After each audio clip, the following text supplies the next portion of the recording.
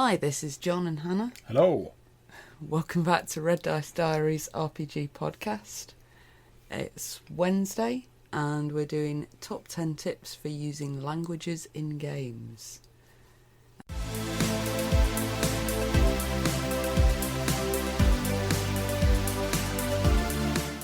I came up with this idea from watching the Hermitcraft server on YouTube.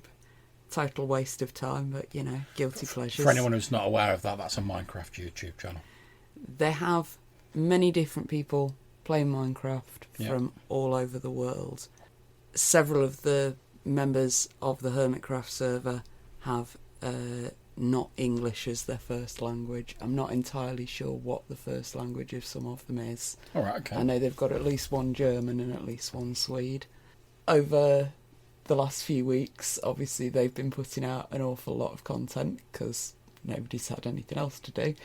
So I've noticed that there's been like various different things have come up with like little things that have made for quite an entertaining bit of footage on their server, and thus could presumably make for an entertaining bit in a game where there's been little things going on with languages, and it got me onto thinking about this.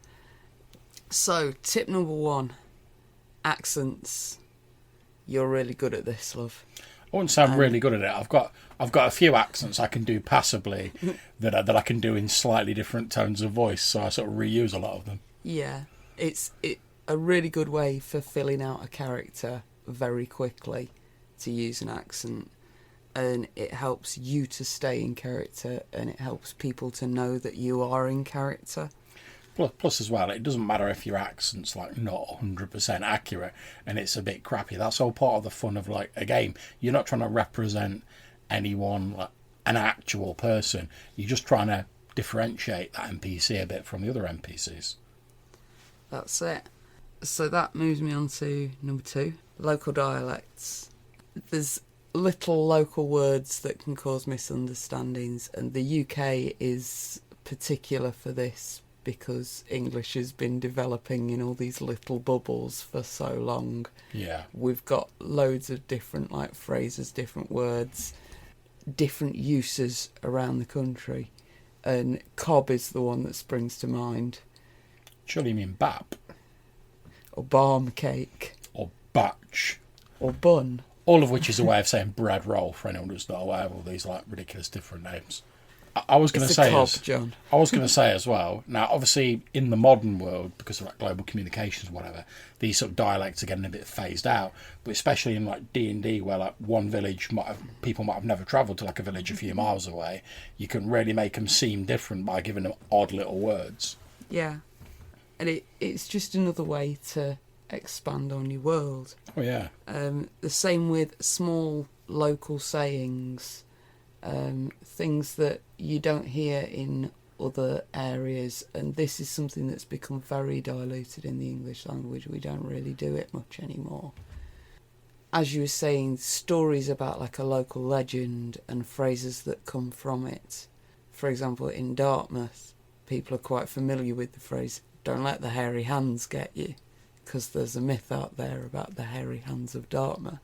Whereas, is that the phantasmal hand that appears, like grabs your steering wheel and it's drives the one you that off the road? Josh Widdicombe always talks about. But before Josh Widdicombe started talking about it, no one outside of Dartmouth knew about it. Similarly, you can come up with little phrases for the places in your D&D world or your other campaign worlds that just like make it that bit more unique to your world. Just another way to flesh out your game. So then we're getting on to actually using language within the game, like different ways you can represent two people that are speaking different languages. Okay. And what I should have mentioned during point 1, the accents point, is you remember the old sitcom Hello Hello? Where, of course I do, Renee, oh Renee.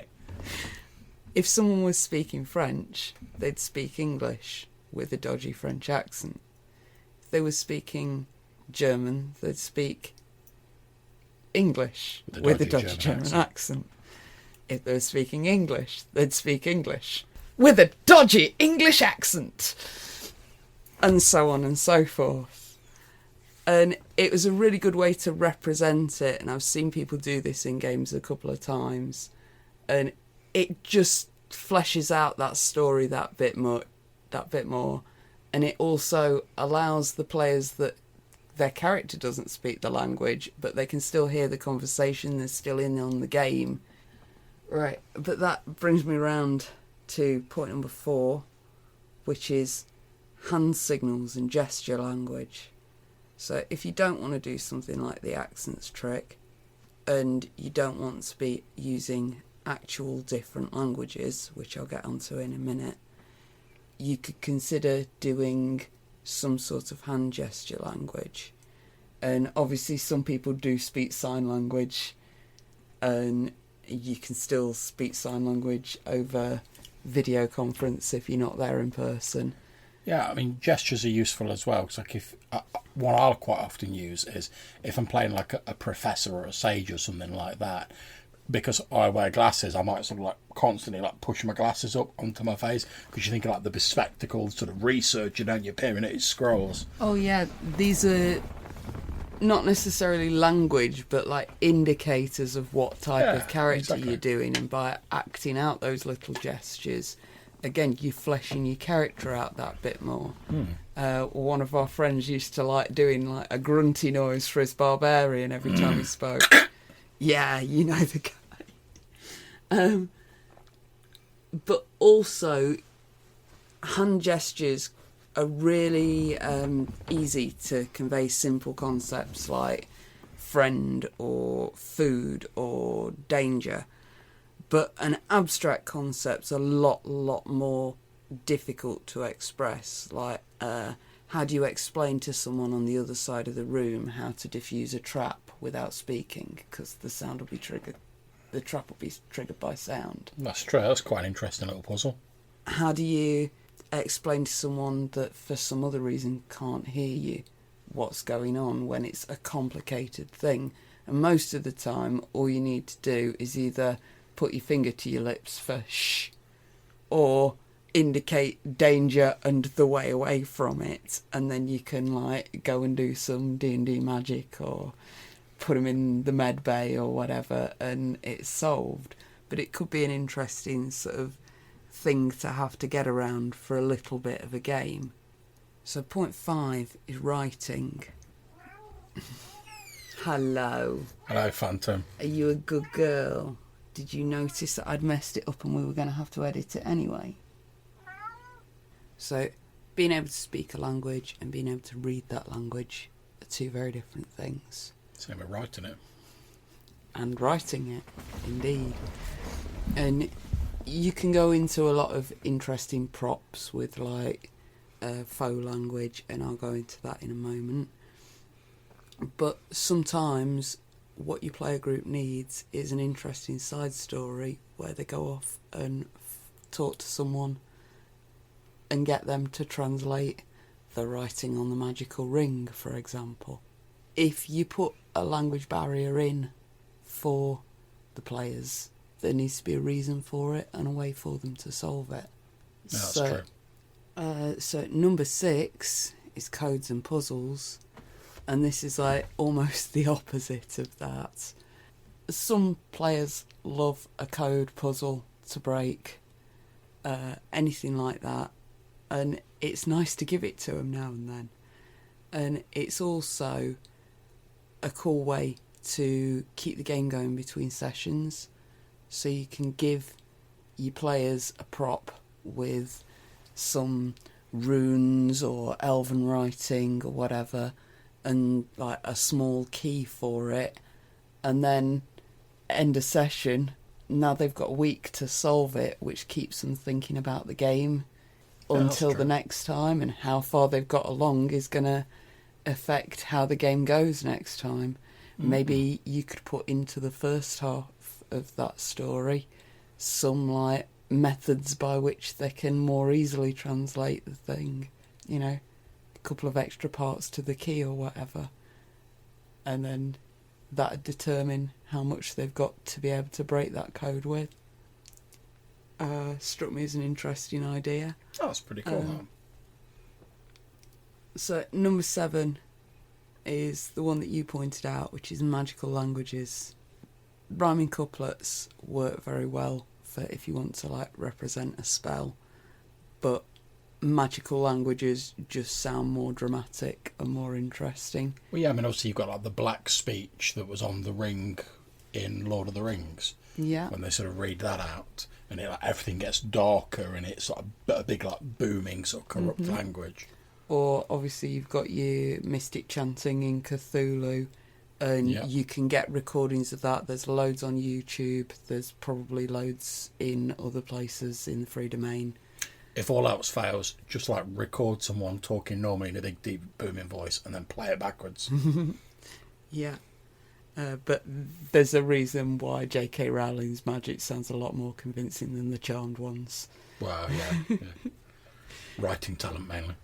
So number 8 is get people to show off their real life language skills and use your own real life language skills. It doesn't matter whether you've got like half a dozen stock phrases in one language from high school, or you've like a multilingual badass like Lloyd. I mean, how many languages does he speak? I don't even know. But he makes use of it in his games, and it really works.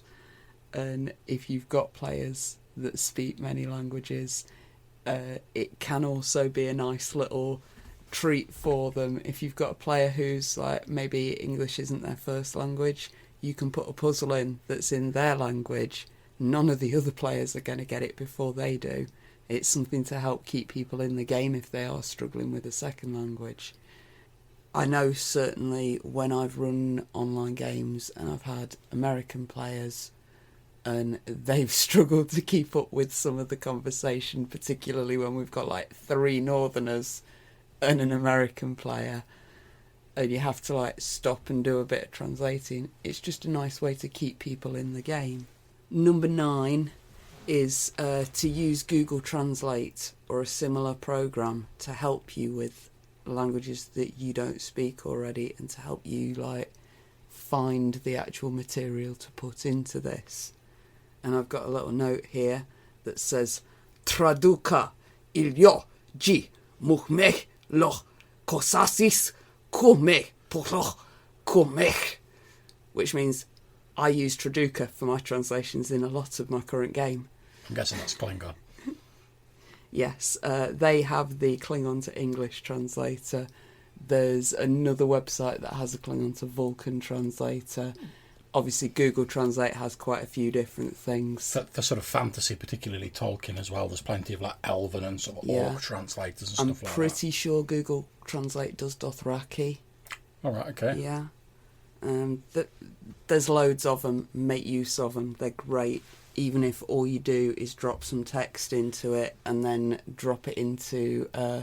that's the other thing I should mention, that you can get fonts for text writing for all the Tolkien languages. Yeah, there's some wicked Cthulhu rune fonts as well. Man. Yeah, all that kind of stuff. You just need to put in RPG fonts on Google search or whatever search engine you want to use, and you will find stuff.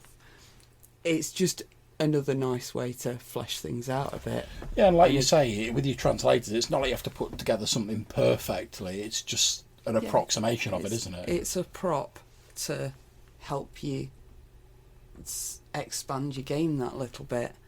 And this is where point number 10 comes in, which is don't make a barrier you don't want.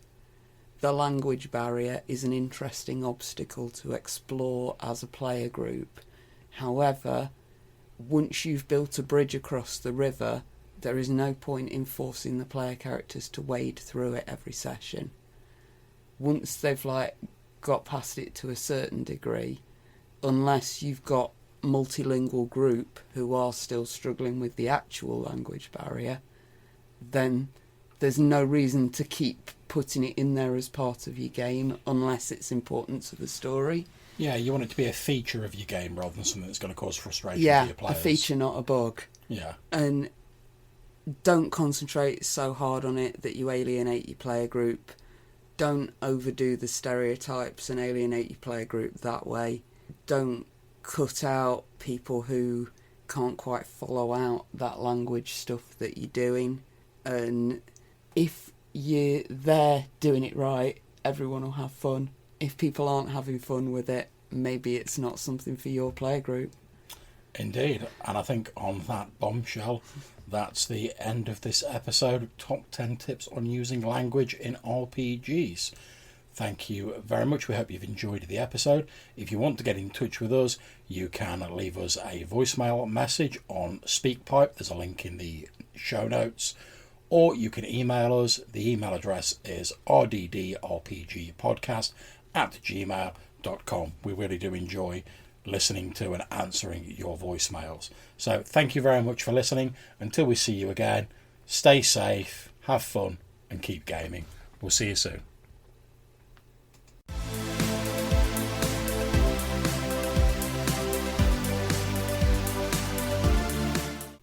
Bah, sorry.